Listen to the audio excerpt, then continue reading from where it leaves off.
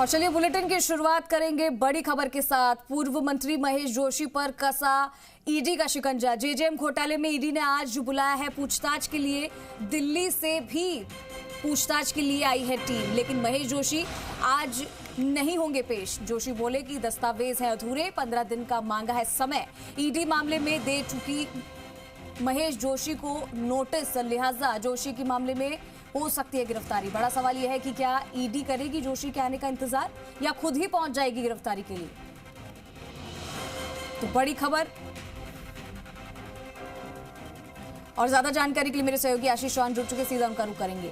आशीष, पूर्व मंत्री महेश जोशी पर ईडी का शिकंजा लगातार कसता जा रहा है और ऐसे में पूछताछ के लिए उनको बुलाया, लेकिन यहां पर उन्होंने समय मांग लिया है।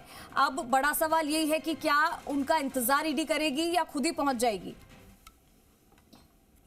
देखिए, आज ईडी के सामने महेश जोशी को पेश होना था, उन्हें समन भेजा था ईडी ने, लेकिन आज उन्होंने पेश करने से साफ इनकार कर दिया है। उन्होंने ये कहा है कि 15 दिन का समय मुझे दिया जाए और ईडी के उन्होंने लिख कर भी दे दिया है। तो सवाल ये है कि क्या अब ईडी क्या कार्रवाई करती है, क्योंकि जिस तरीके से उनको पहला समन दिया गया है, लगातार जो उनके करीबी है संजय बड़ैया, उनसे भी पूछताछ कर रही है। और इससे पहले भी ईडी ने 3 बार जल जीवन मिशन भ्रष्टाचार को लेकर छापे मारे हैं। तो आज महेश जोशी ने 15 दिन का समय ईडी से मांगा है। तो जिस तरीके से दिल्ली की जो टीम है, सूत्र ये बताते हैं कि दिल्ली ईडी की टीम भी यहाँ पर जयपुर पहुंची थी उनसे पूछताछ के लिए, लेकिन अभी तक जो उन्होंने साफ इनकार कर दिया है कि आज वे नहीं पहुंचेंगे, क्योंकि जो दस्तावेज ईडी ने मांगे हैं वो पूरे नहीं है और उन्हें पूरा करने में तकरीबन 15 दिन का वक्त लगेगा।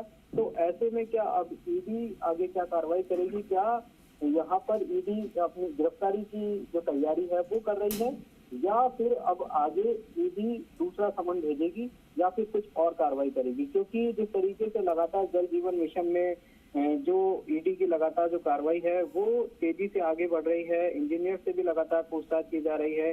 3 चीफ इंजीनियर जो आरके मीणा, केडी गुप्ता और दिनेश गोयल, इनसे लगातार जो पूछताछ है वो की जा रही थी। और इन्हें जिस तरीके से कई बार इन्हें समन भी दिया गया था। और एक जो वरिष्ठ IAS अधिकारी है सुबोध अग्रवाल, जो कि PhD के तत्कालीन ACS थे, उन्हें भी PhD जो ईडी ने समन भेजा था।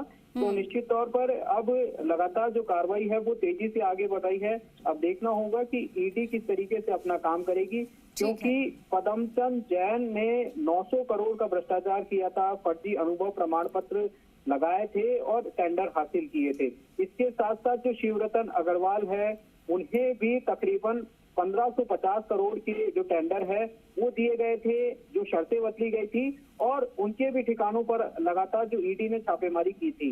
बांसवाड़ा में, उदयपुर में इनके ठिकानों पर छापेमारी की थी। तो अब देखना होगा कि आगे ईडी किस तरीके से कार्रवाई करती है और किस तरीके से जो ईडी की जांच है। ठीक है, तो कुछ समय पहले भी महेश जोशी के एक करीबी से पूछताछ की थी, जो कि लंबी पूछताछ चली थी, जिसमें भ्रष्टाचार से जुड़े अहम सुराग भी हाथ लगे थे। ऐसे में जेजेएम में करीब 20,000 करोड़ रुपए के घोटाले के आरोप लगे हैं और कई सारे खुलासे अब हो सकते हैं। इसको लेकर ये बड़ी जांच चल रही है, लेकिन अब इंतजार होगा या नहीं, ईडी अब आगे क्या एक्शन लेती है उस पर सबकी निगाहें टिकी होगी। बहुत शुक्रिया आशीष इस तमाम जानकारी के लिए।